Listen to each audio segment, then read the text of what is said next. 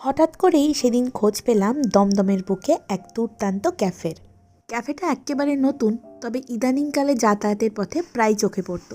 আর সেই কারণেই সেদিন সন্ধেবেলায় আমরা চলে গেলাম ক্যাফে চ্যাট বক্সে, দমদমের সুরের মাঠের একদম উল্টো দিকে, নিতাই সুইটসের ওপরে। ক্যাফেতে গিয়ে বিভিন্ন রকম খাবার আমরা ট্রাই করেছিলাম, যার মধ্যে ছিল একটা চিকেন র্যাপ, 2 রকম ক্রিম স্যুপ, একটা চিকেন আর একটা মাশরুম, আর নেওয়া হয়েছিল একটা বার্ন গার্লিক নুডলস।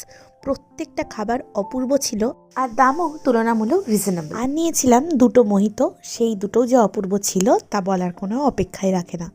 যারা আপনারা দমদমের কাছাকাছি থাকেন আর ভাবছেন যে সন্ধ্যেবেলায় টুক করে কোথাও যাওয়া যেতে পারে কিনা খাওয়ার জন্য, তাহলে কিন্তু এই ক্যাফেটা ট্রাই করা মাস্ট। সঙ্গে উপরি পাওনা হিসেবে থাকবে ছবি তোলার জন্য দুর্দান্ত ব্যাকগ্রাউন্ড আর বসে গল্প করার জন্য একটা দারুণ সিটিং অ্যারেঞ্জমেন্ট। তাহলে তো একবার ঢু মেরে আসা যেতেই পারে, তাই না?